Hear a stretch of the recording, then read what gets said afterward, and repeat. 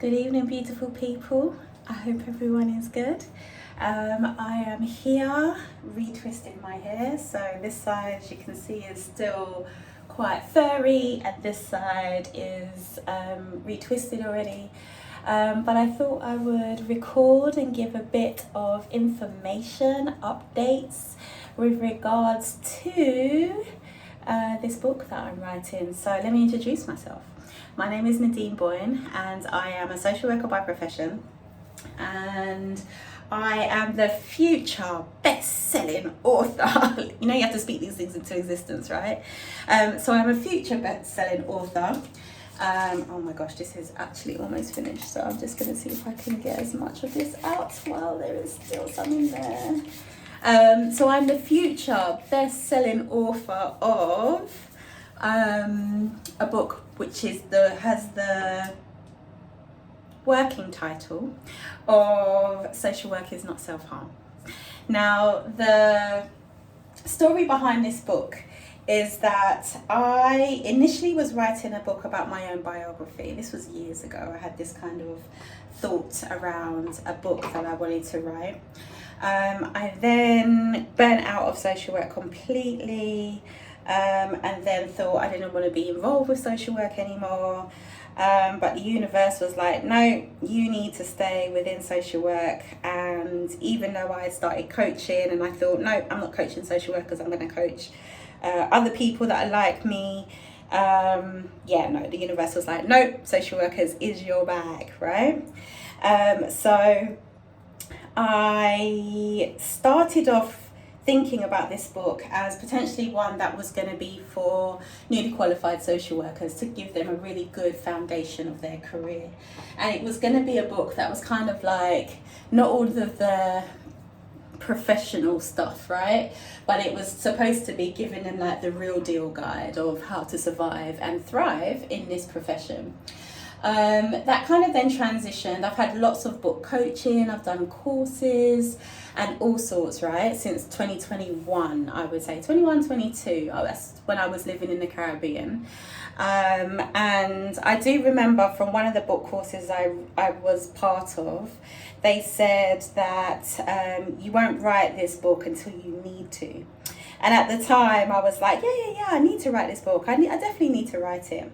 But I was living my best life, healing and being nourished in the Caribbean. So at that point, I didn't need to write this book. But having come back to the UK now and seeing the state of social work post-pandemic on the ground, it is making me feel like, no, I need to write this book. I 1,000,000% need to write it. And what's really good, and I'm really pleased about, is that the book that I'm writing now is so much better than the book I would have written back then.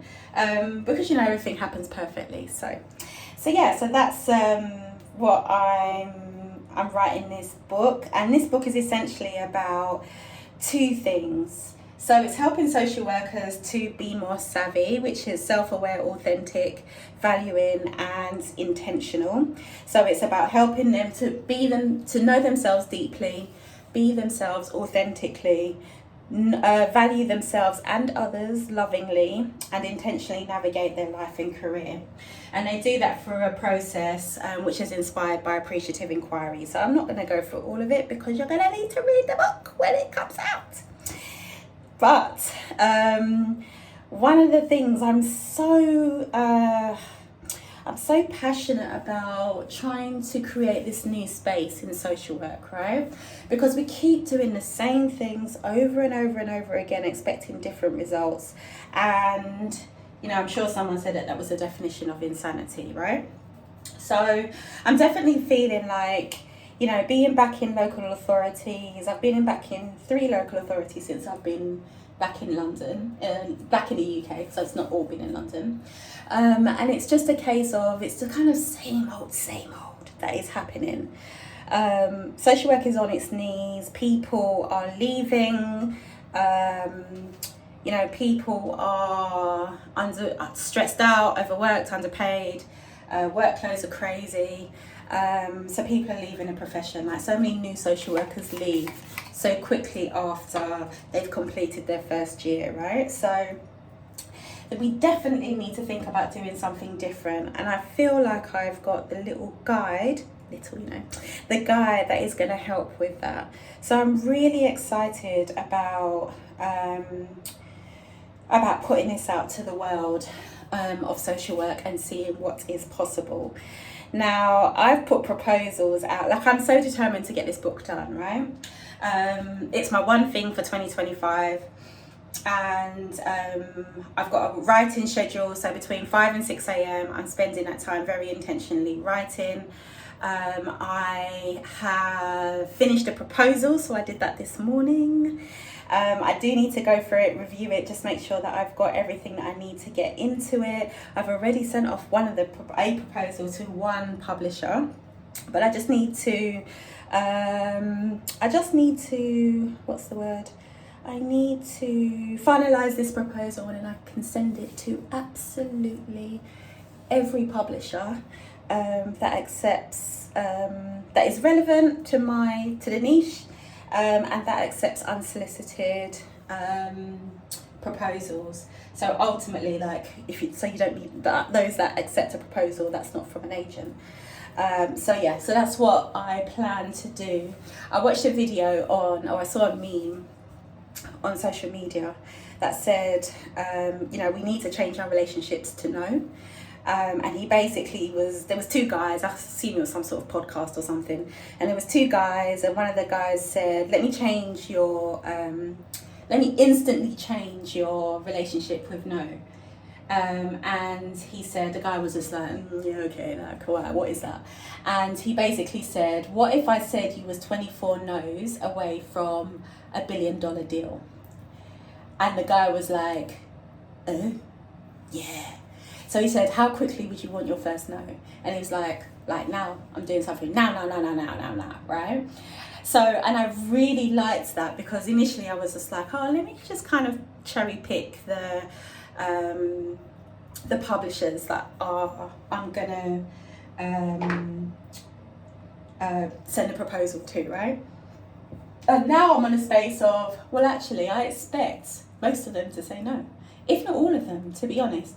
And even if they do all say no, my thing is that there's also the self-publishing route or the hybrid publishing route. So let me just put it out to absolutely everybody that's relevant. Let me not just say everybody like it's just just put something out, just put it out there. Everyone that's relevant, and see what comes back. Because I know this book is going to be transformational. It's going to be the start of a movement in social work, and I'm really, really excited about it. I don't know why I feel quite warm. Hang on, I'll just open this window a bit. So I'm really excited about it. And the reason why I say it's going to be part of a movement is because we as social workers, we definitely need to look after ourselves better. We need to have better work-life success, not even boundaries or balance. It's about work-life success. And we need to stop suffering with career self-harm, which ultimately is the perpetual prioritization. Gosh, like I coined the term and then I can't even remember it. So it's the perpetual prioritization of one's career over one's life, oneself and one's life, right? So I did a video it must have been at least a year ago now. And it was just talking about my experience with career self-harm and how the word just was just so dangerous. Because I remember, working weekends, on holiday, or trying to work on holiday, my friend stopped me. And how I always used to say, no, I just need to do one more email. I just need to review one more assessment that was in my virtual tray. I just need to do something this. I just need to do that. I just need to do that. So it was always a just, right? But it just takes up so much of your personal time. And life is not all about work. There's other areas of life. There's energy, work, and love. It's not only about work. So there's the energy part, which is all about you as a human, and then there's the love part, like all of those relationships. So your relationship with yourself first, and then your relationships with other people. So it's definitely going to help people to recognize and then kind of have the journey out, the navigation, the GPS, the pathway out of career self-harm, while also getting really intentional about what they even want from life, as well as what they want from a career in general, what they want from their careers. So, I'm aiming for it to kind of help people to reconnect with why they got into social work in the first place, to stop working from a place of survival and actually get to being able to thrive, to kind of take some stock of being able to, or take a breath and stop and reflect and be like, actually, I'm just kind of in this car, my journey of my life, or even my life, I'm just in this car and this car is going, I don't know where this car's going, but I'm in it and I'm along for the ride rather than being in the driver's seat, possibly burning out, or just really ambivalent, maybe just quietly quitting. During the pandemic or after it, there was a big resignation. I was part of that crew. That's when I then left and went to the Caribbean. But more dangerously, I think there's lots of people that were quietly quitting. So this book is probably going to talk to those people the loudest, in terms of kind of really understanding, why did I even come into this job? This job isn't enabling me to really create the change that I envisaged when I first started. So this book is going to definitely help with reconnecting with passion, giving an alternative, and being on the mission to creating a new space in social work. Now, genuinely, I don't know what this new space is going to look like, but I've put it into the universe, and already there's lots of different ideas that's coming up for me in terms of what it could potentially look like. There's definitely something about training social workers. There's definitely something about delivering services. I'm really intrigued. So I am a certified Heroic workshop instructor. So Heroic is a American company, and they're a public benefit company, and I know that one's done. They're a public benefit company, and they have a mission that is inspired. It's kind of somewhat jumping on the bandwagon, but jumping on the bandwagon of a mission that was created by Positive Psychology, and they said that they are aiming to have 51% of the global population flourishing by the year 2051. Now, then they gave us lots of different tools. I went through the Heroic coaching program, which was absolutely phenomenal. And they spoke about, being client zero. So you have to coach yourself before you can coach anyone else. So I did this 300-day program, right? And it's definitely given me so much information about how to just be the best version of me. And it was so inspirational. I then went to Greece and became one of the workshop instructors. So one of the good things about having that information is that I can use the workshops to contribute to putting the information out there around anti-fragile confidence, about clarity, and to help the mission for Positive Psychology of having 51% of the global population flourishing by 2051.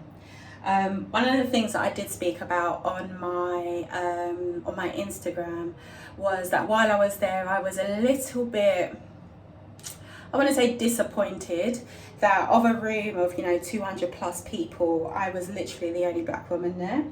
And given that the world population, 85% of the world population are from the global majority, and 15% of the global population are white, it means that if we're really committed, or if Psychology Heroic is really committed to that 51%, flourishing by the year 2051, then the room is going to look very different, very, very, very different, to the point where about 40, I don't even know what the exact maths, maybe about 42% of the room is going to be from the global majority. So not necessarily look like me, but it's certainly going to be melanated people that are going to be in a room. And I'm going to be part of that. Like, I love that idea. I think it's probably the psychologist in me. My first degree was in psychology, so that definitely resonates with me. And it also made me think about, how do we create a flourishing practice framework within social work? So we definitely talk about relationship based, restorative, there's signs of safety, systemic, like all of those things, right? But how can we create a flourishing based practice framework? And I get it in terms of, even if we go back to, Maslow and thinking about the pyramids, and people need to kind of have their basics before they can think about self-actualization or flourishing. But there is definitely something about helping people to be the best that they can be. And I know that isn't necessarily the remit of safeguarding, but I do think there is space for it. So yeah, I'm up for creating a flourishing based practice framework, and training social workers in it, while also delivering services that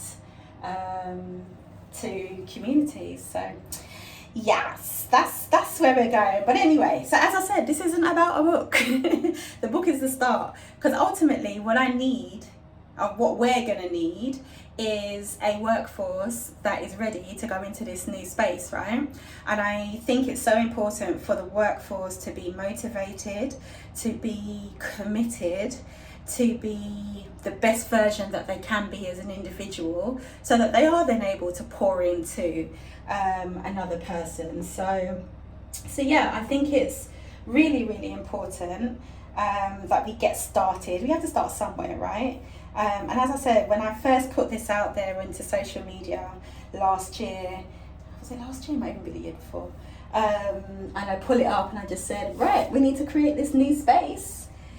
Don't know what it looks like, but let's create a new space. And, this is what the universe has said to me that I need to do first. So I am really excited about it. So much so that I also definitely need to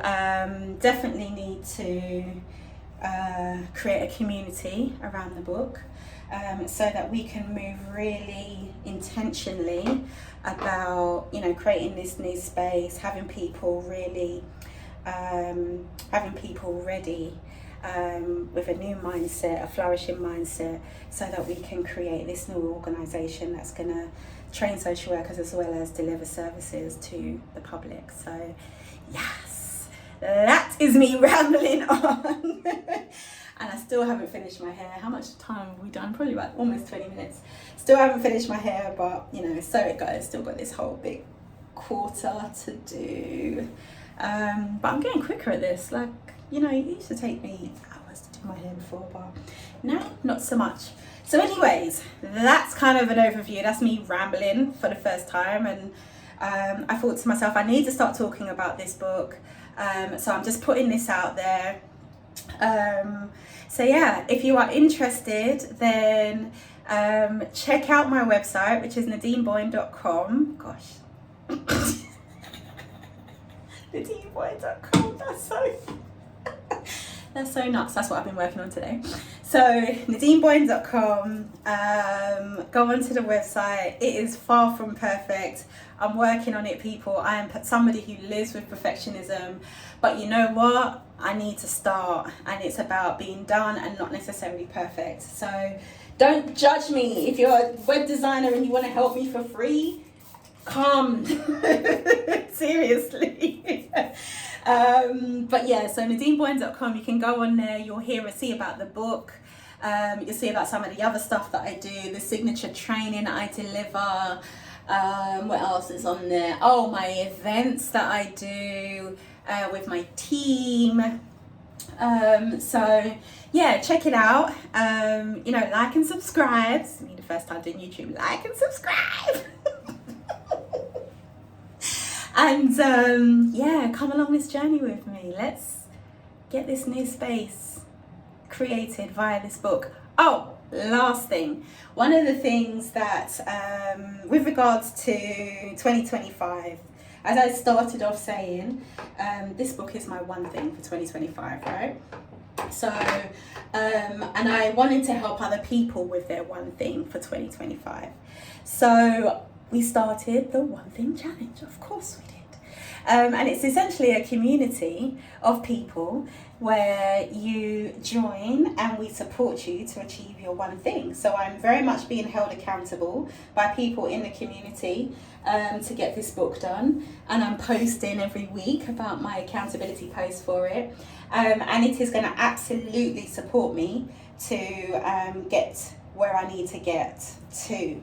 So if you are considering or thinking about what is, or you have a bag of goals for 25, right, and you are just like, I don't know where to start, or you're starting everywhere and already you're overwhelmed, then follow the Instagram page, one.thing.challenge, and then you can see the stuff that we are doing, and how we can support. There's going to be information on there that you can kind of use independently for free. However, if you feel like you want more intentional if you want more intentional support, you can join the community of very intentional people, which is the One Thing Tribe, which is a paid community. It's £13 a month. So when you think about it, it's like 150, less than 100, is it less than 150 quid? Around about 150 quid for the year. But within that, you'll get a monthly masterclass, you'll get peer support, you will get accountability circles that we will get like almost every week. So come and join the community and we're going to help you to get to where you need to get to. So much so, this is the last thing I'm going to mention, so much so that we are already planning a awesome celebration event at the end of the year. So on the 13th of December 2025, we are going to be hosting a very intentional people summit, which is essentially going to be a celebration of our wins for 25, lessons for 25, because there's always those as well. Wins, lessons, and then thinking about 26. So we have already, been scouting some awesome venues. There's one in particular that I am crazily excited about. It will be in London. Sorry for those who are not London based, but feel free to come. Like, it's a hotel, so you can stay overnight. I will definitely be staying overnight. It just so happens to be my birthday as well, the 13th of December. So yeah, we are going to have a really, really good celebration. So more information about that will come out probably in the next few months when we get everything secured. But yeah, we are celebrating our one thing at the VIP summit at the end of the year. So if you really, really, really want to get something done this year, maybe something that you have been thinking about forever, know you kind of need to get done, but haven't executed, then follow the page on Instagram, at the very least, where you can get information for free. But if you really want to be intentional and join the tribe, do so. It's £13 a month. I mean, come on, people. You can spend that in a day for lunch, if you're not taking food into the office. So, invest in yourself. You are your best asset. So definitely invest in yourself. And the great thing about joining the tribe is that your first payment will go towards the purchase of Social Work Is Not Self-Harm. So if you are a social worker, you've already purchased your first subscription payment is for a book. So it's a no-brainer. Just, you know, jump in, buy the book. When the book is published, you'll be buying it as a pre-sale, obviously. But when the book is published, it's likely to be more than £13. So not only are you getting a pre-sale discount, you're getting your first month in the community. And yeah, you're going to be around people who are very intentional, that are going to support you along your journey. So if that all sounds great, then join the One Thing tribe. I'm going to put the link to the tribe and also to the challenge below. Yeah, I think that's it for me. Still ain't finished my hair. We're 25 minutes in. I probably need another 20 minutes and I'll be done. And yeah, and then that's me for the day. So people, remember to believe your power, live your excellence, and I'll catch you on the next update.